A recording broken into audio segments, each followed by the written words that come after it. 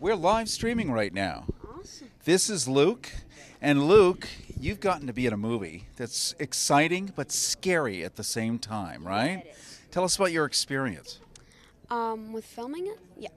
Well, with filming it, it was a lot of fun, and the storyline it's kind of crazy about the movie, but that didn't really affect me on how I acted because it's acting, and if it was real, I mean, I'd be freaking out. We all feel like we're listening to a 70-year-old, don't we? You see, it's you have to understand. No, this is wonderful. I love your experience. So Thank you. acting is acting, right? Exactly, and if it was real, that would just be horrible, but since it's acting, it didn't really affect me. Well, now, how do you separate? Because we all know that a child or any human being is basically a laptop, and all it has is the software that's put on it. And so, if you're having an experience that feels very real, how do you separate that from real reality at your age? Well, really, I'm not quite sure. It just it separates on its own. I mean, I know that acting is acting, like you said, and everything that's real is just separate. And then there's the real and the acting. And really, that kind of plays its own role, but anything that is in acting, it is possible that it could be going on, like right as we're speaking now. And it's kind of scary about that idea, but it's just crazy. So, I guess it must also be nice to see what good behavior and not good behavior looks like, especially if we do it in make believe and it's not real, which is great. But then we sort of know later in life maybe this isn't good, maybe this is good, and to sort of know that now. yeah, pretty much. But the way that I think that the acting and the reality, like I said, it always, like I said, it thins out into different categories. But when it does, it still scares me in a way where I can't imagine how crazy it would be to be in that actual position. And so it blows my mind that it could be happening. Well, thank you for recreating it so that we now know what that looks like, and for you to be the new ambassador of what's right, what's wrong, and to what degree, and the filtration system so we don't have to go through it. And we thank you for being brave. And thank you. All right. All right, my friend. Thank you so much. I want to show you two guys who are doing something amazing. Now, as we all know, new media is not some futuristic thing away, though your film might be or your series might be, but it is the present. It's also going to be absolutely the future as the dinosaur of the old storytelling model slowly keels over and wheezes away. You guys smartly have jumped into the template of what is now and what is going to be, the way that we deliver storytelling. It's more like we were pushed overboard. Pushed overboard, exactly. I'll take the willing answer. Yes. And the multiple talents too, because once upon a time when people got into this industry, they were told, you must have one specialty. You must be an actor. No, you can't know anything about lighting. You shouldn't know anything about anything else. Now, since you know it all, you can from soup to nuts create the entire project. That makes it valuable. Well, to tell the truth, I only think I know it all, but it is valuable. It's actually necessary. I'm somebody now. I come out of this from a background. I've directed and written, produced the feature films that have been released, and I see this as an opportunity to tell the stories you want to tell with less interference. I think it would be wonderful if we still lived in a storytelling age and a film age when it was okay to just specialize on one area. I think it would be great to be just a writer, just a director. There's no just about it, right? However, the reality is right now we live in a time when budgets are shrinking. You've got to find your own audience, and to do that, you really need to be able to fill in all the areas you can't do it. So it's been a learning experience for me, really following cinematography, all these editing. All these areas that you have to force yourself to grow into. Dan has become an amazing producer. Well, thank you very much. And an actor, Dan Southworth. That's He was right. always an actor.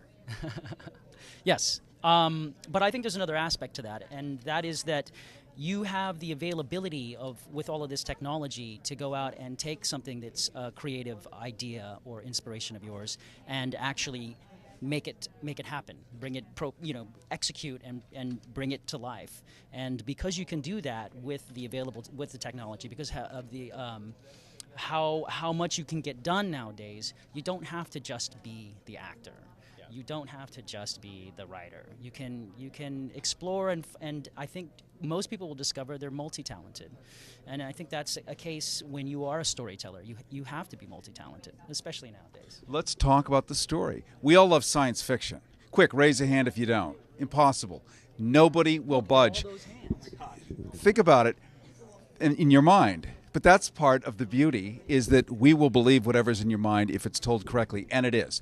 In Divergence, you guys deal with real things, PTSD. There are vast amount of Americans who come back after giving service and suffer from this. Many of us don't even understand what it is. But in finding a fantastical way to describe it, make it palatable for you and me to be able to digest, you can also tell a salient story about something that is relevant in the system in which you and I happen to live on a daily basis. That is science fiction done right. Let's bring this guy to all of our press interviews. I like the way that you're doing great. this. This is great. Can you just follow us around and narrate our lives? Yes. For a nominal fee, I'd be really happy to. But let's talk about Divergence. Here you have some, potentially prickly subject matter, but you found an entertaining way with a few explosions to make it really feel good for everyone. Yeah, the explosions go a long way. We actually have we have great martial arts action. We have a lot of suspense. It's more a suspense series than anything. We do like the sci-fi, and it's wonderful to be able to tell a story that's just really a small twist on our own reality, right? There you go. And Dan, you're no stranger to A, martial arts, B, the service period. I mean, you come from a family lineage of that, and you have real and material skills. Well, thank you for saying so. And definitely, my father is my hero, and I love him very much, and probably that's where the inspiration came from to play a soldier.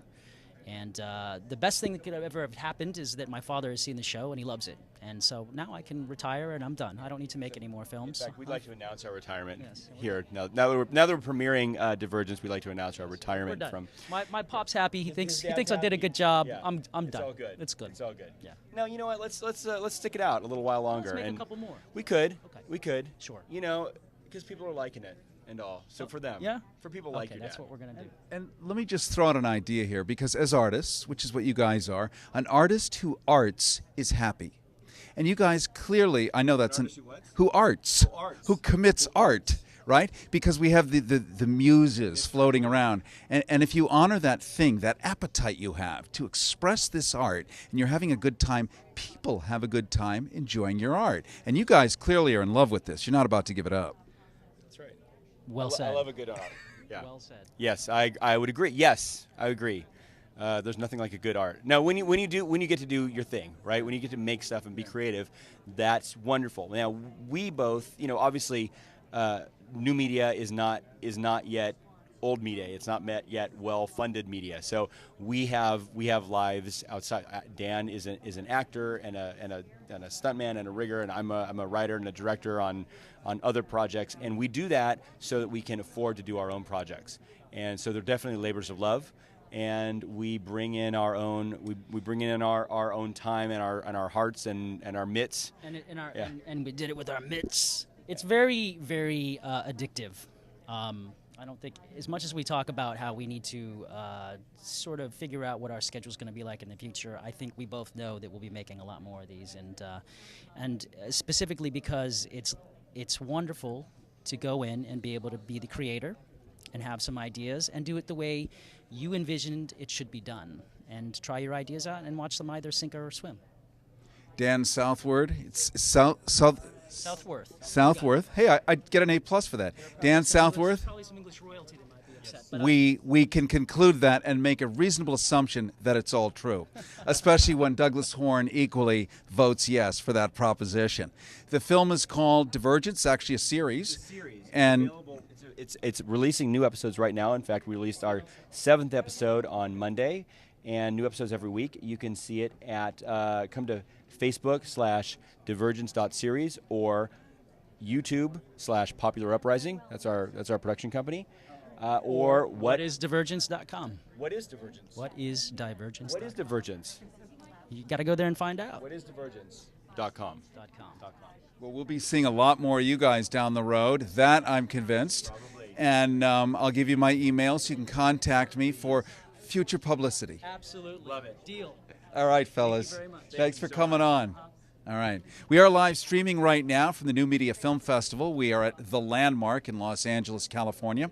We're right in the heart and soul of the way that storytelling is being done today. Yes, we still have these massive structures that create these huge, multi-hundred-million-dollar budgeted movies with very high-profile movie stars. Well, a lot of that is happening using new media. We now know that at the age of 30, under the age of 30, people 27 years old, a recent poll was done, and we found that somewhere in the neighborhood of 40% of all people 27 and under have never once watched an entire movie on a television set. That in fact they have it delivered on something that looks very much like this. Or it's on an iPad, or it's on a laptop, but they don't sit in front of a huge appliance tethered to the wall with cables coming out that go to the cable system, and then it goes to their head end in the hub, and then they send you a bill for $150 a month. No, in fact, it's delivered on demand. It's delivered much as a song on iTunes is, and that is the current way. So if the tens of millions of people of a certain age find that is the better way to do it, on demand, when they feel like it, for as much and as little as they want, we are definitely here in the right spot right here at the New Media Film Festival, because this is going to be the future of what the Oscars will look like someday. So let's talk for a bit about a lapse in time. We all love this notion of time travel or losing time and space. I think many people do it, especially in Los Angeles. That may be called a hangover, but that's not what this is about, is it? No, a lapse of time is more about a change in perception. And sometimes we get trapped maybe into patterns in our lives. And this, I would have to talk with Celine more fully about her original intention, but in doing the English translation and the English version, From French. From French, yes. I really felt as though it was almost a metaphor for the things that you recognize when you are a little bit older that make sense and loop back around to when you were young, and you suddenly make this connection, and you almost feel like you've lost some time in the middle of between when something started a process and when you finally recognize the pattern, and coming to terms with the fruition of maybe actions or understanding something deeper that came from someone that you suddenly can really associate with and feel like you understand where they're coming from. And to be a translator means that you have to understand the subtlety of language. These things that we call, well, it's nuance. It's a turn of phrase. For instance, if you were to translate in English, well, he blew his top. We all know what that means, but in French, that would be literal. He blew his oh my God, call an ambulance. And so you're dealing with language like that, having to pull it back into English, and the French are full of these colorful metaphors. Well, it's really interesting because before I met Celine for many years, I have been working on writing a film that's all about French historical figures, and it's in fact about someone who is a writer and very fond of playing with words. So when I got the opportunity to do this with Celine, it was sort of a twofold blessing. Part of it is that I do speak French fairly well, not great, but the other part is that I understood Celine and I understand stereoscopic filmmaking. I'm also a 3D filmmaker myself. And watching her film, and she sent me sort of kind of a partial translation and the French version, and it was supposed to be more of a myth. It's not supposed to be, Harry went down the street and da-da-da-da-da. Otherwise, that'd be kind of an easier translation. But this film is more of a, out in the universe, there was born time kind of thing. And so it really was more about creating almost a lyric, poetic prose accompaniment to the storyline that you were visually seeing portrayed. So after watching the film and listening to it in French, I sort of took what she was trying to say and wrote something that was more poetic in an English linguistic version than just doing a straight translation. So Perfect. Well, listen, we are so glad to have you here at the New Media Film Festival. Shannon Benna. yes. and the movie is called The Lapse of Time, right? A Lapse of Time, A Lapse yes. of Time. And, the good news is there is no lapse of time between your success and the fact that it's on the big screen now. So that is a home run. Absolutely. I'm